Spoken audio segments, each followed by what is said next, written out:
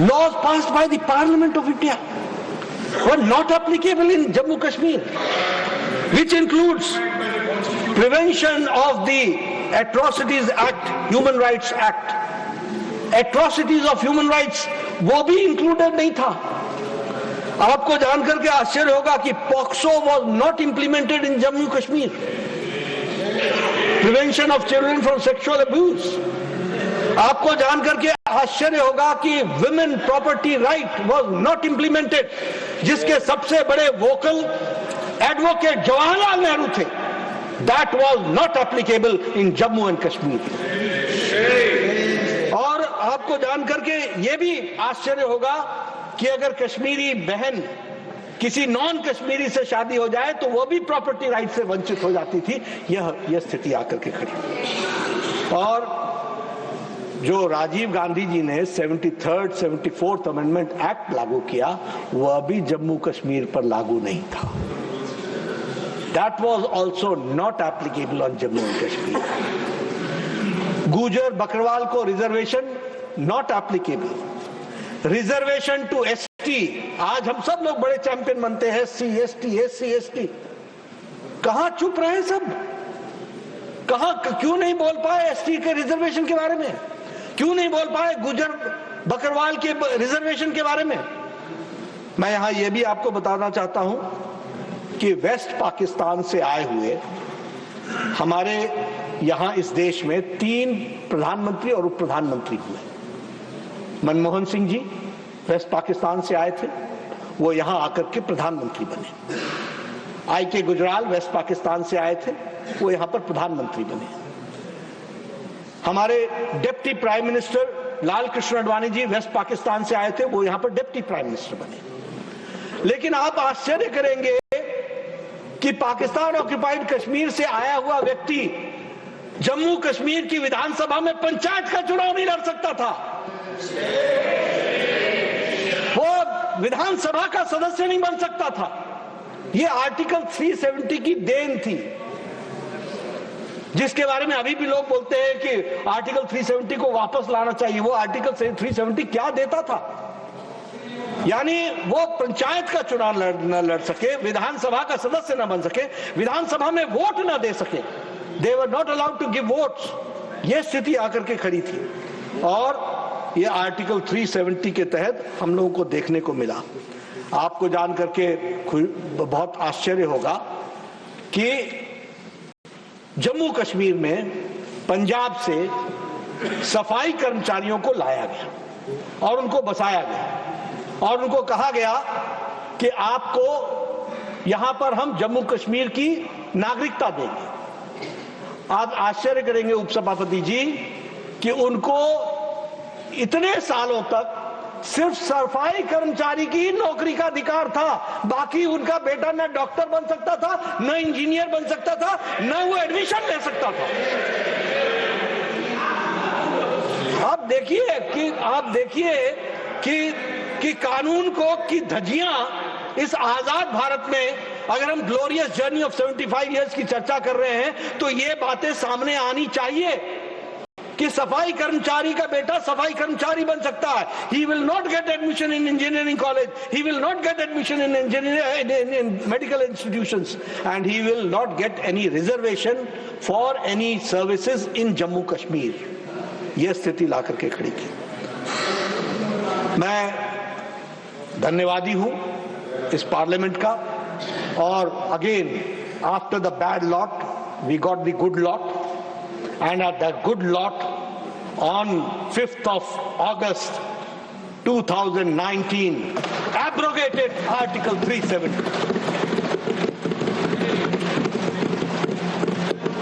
निरस्त कर दिया। मुझे याद है पुराने हॉल में सब लोग आके यहां बैठे हुए थे धरने पर। इतिहास इस बात का गवाह है कि आप किस कानून के लिए धरना दे रहे थे, किस कानून का विरोध कर रहे थे, किस लिए विरोध कर रहे थे। आज आदरणीय प्रधानमंत्री जी को मैं बहुत बहुत सिर से बधाई देता हूं कि उनके सूझबूझ के कारण आज जम्मू कश्मीर भारत का अभिन्न अंग बन गया, पार्ट एंड पार्सल बन गया। यह हमको ध्यान रखना है। अभी कल हमारे आदरणीय खड़गे जी अब कहते हैं कि हम इमरजेंसी की चर्चा करते हैं। भाई आपने 25 साल में ये तोहफा दिया संविधान में, 25 साल का पहला तोहफा आपकी तरफ से आया, हम चर्चा क्यों ना करें? आप कहते हैं कि अब कल अभिषेक मनु सिंघवी जी कह रहे थे अरे भाई हमने माफी मांग ली, माफी हो गई, आप इमरजेंसी को छोड़ दीजिए। हम कैसे मान लें? अभी इमरजेंसी को आए हुए 50 साल अगले साल हो जाएगा। 25 तारीख को लोकतंत्र विरोधी दिवस मनाएंगे। इंडियन नेशनल कांग्रेस भी इसमें शामिल हो, इस बात का हम आह्वान करते हैं।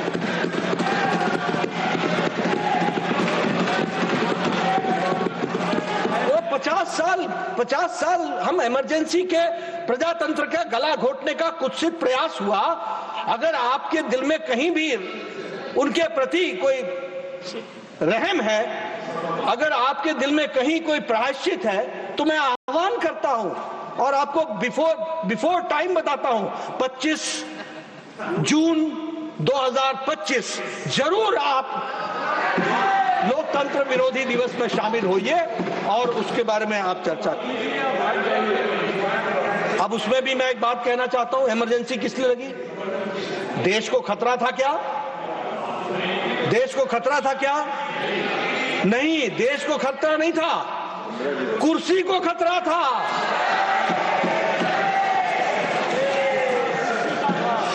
किस्सा कुर्सी का था, कुर्सी को खतरा था और इसके चलते सारा देश अंधकार में डाल दिया गया। और 25 जून 1975 को प्रेसिडेंशियल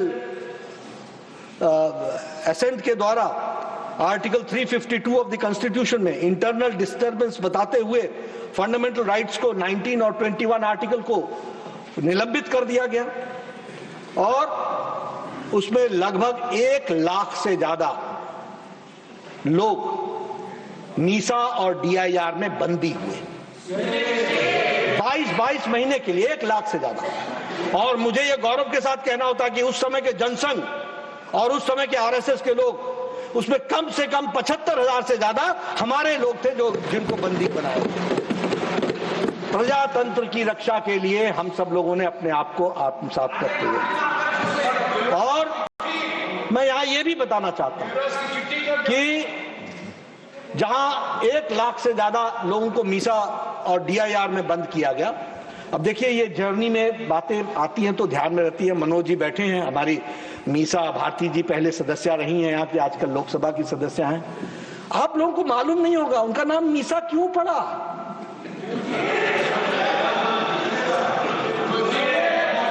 मैं छात्र था, I was the student of intermediate at that point of time in Patna.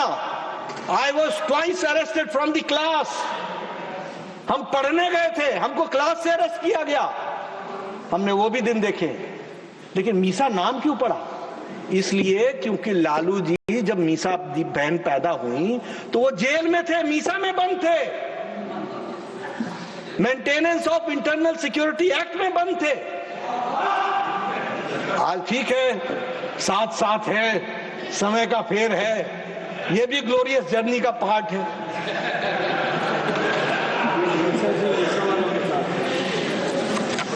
मैं यहां एक बात और कहना चाहता हूं।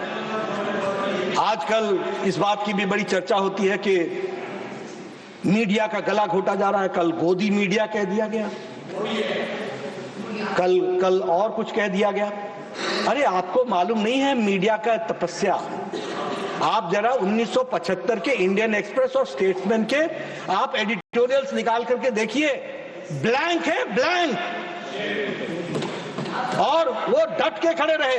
आज हम भूल नहीं सकते स्वर्गीय रामनाथ गोयनका जी को, जिन्होंने इंदिरा गांधी जी को कहा था कि लोटा लेकर के आया था, लोटा लेकर के चला जाऊंगा, प्रजातंत्र की रक्षा के लिए अपना जीवन सर्वस्व करते।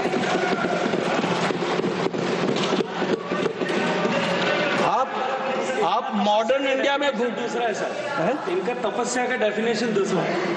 आप देखिए कैसे लोग थे जिन्होंने, बहादुर शाह जफर मार्ग में अंधेरा छा गया था, सेंसरशिप लग गई थी।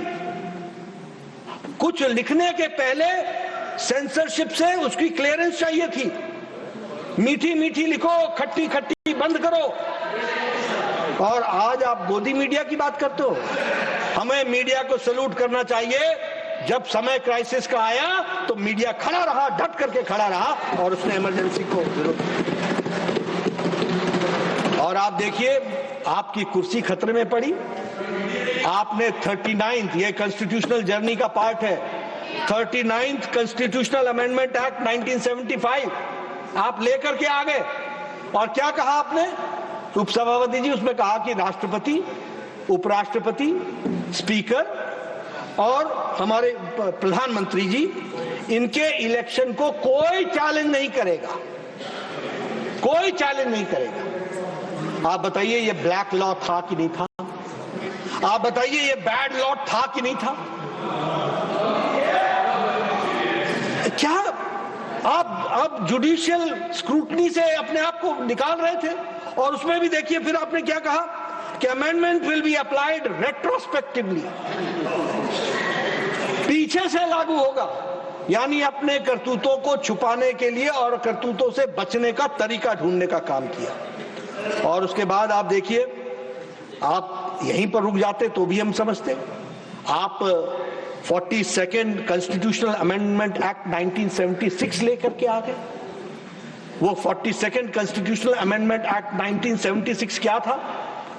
वो उसके इतनी फार रीचिंग इफेक्ट थे, इतने फार रीचिंग इफेक्ट थे कि it was almost like the rewriting of the constitution. It was almost mini constitution and it made the constitution unrecognisable. आज हम संविधान निर्माताओं की चर्चा करते हैं तो हमें यह ध्यान में रखना चाहिए कि आपने कॉन्स्टिट्यूशन के स्पिरिट को चेंज करने का प्रयास किया है, कुत्सित प्रयास किया है। आपने कॉन्स्टिट्यूशन को रीराइट करने का प्रयास किया है। और अमेंडमेंट क्या लाए? That prevented judiciary from any constitutional amendment from being called in question in any court on any ground. हमारे संविधान निर्माता कॉन्स्टिट्यूशन के बेसिक स्ट्रक्चर पर चर्चा कर रहे थे। हमारे संविधान के निर्माता फंडामेंटल राइट्स पर चर्चा कर रहे थे और उन्होंने इंश्योर किया। और यहां जुडिशियल रिव्यू में जुडिशरी को कर्टेल करके एक ही स्ट्रोक में फैसला कर दिया कि कोई भी फैसला कॉन्स्टिट्यूशनल अमेंडमेंट का वह कोर्ट के किसी भी ग्राउंड पर वह कोर्ट में से की स्क्रूटनी से बाहर रहेगा। और इतना ही नहीं, it restricted the courts to issue orders and injunctions। ये सारे का सारा उसमें 42nd अमेंडमेंट एक्ट में जोड़ा गया। और देखिए, आपने प्रीएम्बल के साथ भी छेड़छाड़ कर दी। प्रीएम्बल के साथ भी उसमें सोशलिस्ट, सेक्युलर वर्ड जोड़ दिया। हाँ, जोड़ना चाहिए था, लेकिन आपने अगर संविधान पढ़ा होता और संविधान के निर्माताओं के आकांक्षाओं को समझा होता तो आपने नहीं जोड़ा होता। क्योंकि डॉक्टर अंबेडकर ने क्या लिखा? अंबेडकर ने लिखा, there was no need to include the term secular as the entire constitution embodied the concept of secular state, which meant no discrimination on grounds of religion and equal rights and status of all citizens। अब आप बताइए, संविधान के drafting committee के chairman ने स्पष्ट लिख दिया था कि सेक्युलर शब्द की जरूरत नहीं है। चर्चा हुई थी, संविधान सभा में इसकी चर्चा हुई थी। लेकिन आपने सोचा कि अब हम करते आए हैं कि हम वोट बैंक की पॉलिटिक्स करें, हम अपीजमेंट की पॉलिटिक्स करें, एक के साथ दो साधें और वोट बैंक की पॉलिटिक्स में माइनॉरिटीज को प्लीज करें। अरे, जो संविधान निर्माताओं ने कहा कि हमारे में रचा बसा है, उसके बारे में आप सेक्युलर शब्द क्यों जोड़ रहे हो? यह संविधान के निर्माता ने लिखा। उसी तरीके से सोशलिस्ट के बारे में क्या लिखा डॉक्टर अंबेडकर ने? On the inclusion of the term socialist, he said it is against the very grain of democracy to decide the constitution that what kind of society the people of India should live in। ये हमारे democracy के मूल चरित्र को challenge करता है कि भारत के लोग किस तरीके के सोसाइटी में लिव करना चाहे, रहना चाहे, ये वो तय करेंगे, ये हम नहीं तय करेंगे और ये संविधान नहीं तय करेगा। ये डॉक्टर अंबेडकर ने कहा है। लेकिन आपने अपने आप को प्रोग्रेसिव बताने के लिए, अपना सेकुलर शब्द माइनॉरिटीज को अपीजमेंट करने के लिए और सोशलिस्ट शब्द अपने आप को प्रोग्रेसिव बताने के लिए, little left towards from the centre, इसको बताने के लिए आपने सोशलिस्ट शब्द का इस्तेमाल किया। और उसमें मैं ये भी कहना चाहता हूं कि आप यहीं पर नहीं रुके, आपने जुडिशरी, कल मैडम निर्मला सीतारमण जी ने सीएम स्टीफन का वक्तव्य पढ़ा है, यहां पर क्या अहंकार दिखता है उस वक्तव्य में, किस तरीके से जुडिशरी को एक तरीके से प्रताड़ना करने का शब्दों का उपयोग किया गया है, आर्म्स ट्विस्टिंग की गई है, धमकी दी गई है। आज की बात करिए ना, और धमकी देकर के, और वो भी पार्लियामेंट के अंदर। आप भी कोई हमारे बीजेपी के नेता का उद्धृत कर दे वर्णन जिसमें हम लोगों ने कभी जुडिशरी पर कुछ कहा हो। आर्म ट्विस्टिंग की गई। और देखिए आपने क्या किया कि आपने जो हिज होलीनेस केशवानंद भारती और स्टेट ऑफ केरला 1973 का जो जजमेंट था, 13 जजमेंट में से 7-6 पर जो जजमेंट था, जिसमें उन्होंने द बेसिक स्ट्रक्चर डिफाइन किया, basic structure of the constitution. और basic structure of the constitution में उन्होंने कहा the supremacy of the constitution is the basic structure, the rule of law, the separation of powers and the independence of judiciary and the fundamental rights, ये basic structure है, इनके साथ छेड़छाड़ नहीं की जा सकती है। उन्होंने संविधान की रक्षा तो कर ली, जिन जजेस ने फैसला दिया उन्होंने संविधान की, सभापति जी, रक्षा कर ली, लेकिन इतिहास इस बात का गवाह है कि वो अपनी रक्षा नहीं कर पाए। और आपको मालूम होगा कि जब doctrine of basic structure, safeguard against the arbitrary amendments particularly relevant during emergency, ऐसी बातों को ध्यान में जब रखा गया तो 3 सीनियर मोस्ट जजेस of supreme court, justice JM Shelat, justice KS Hegde और justice AN Grover, who had upheld the basic structure, उनको सुपरसीड करके AN रे को चीफ जस्टिस ऑफ इंडिया बनाया गया, एक नया कीर्तिमान स्थापित किया गया। वही भाषण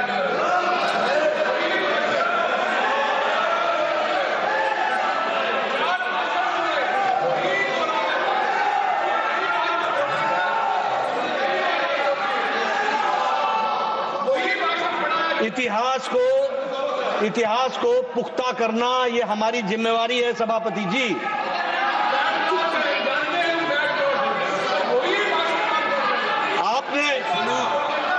आपने माना, बहुत बड़ी बात है, आपने ADM जबलपुर वर्सेस शिवकांत शुक्ला के केस में, जिसमें यह फैसला किया गया कि HR खन्ना ने डाइसेंटिंग नोट दिया और उन्होंने कहा कि लाइफ, राइट टू लाइफ और प्रॉपर्टी, इसको फंडामेंटल राइट्स माना जाता है और यह इमरजेंसी में कर्टेल नहीं होगा।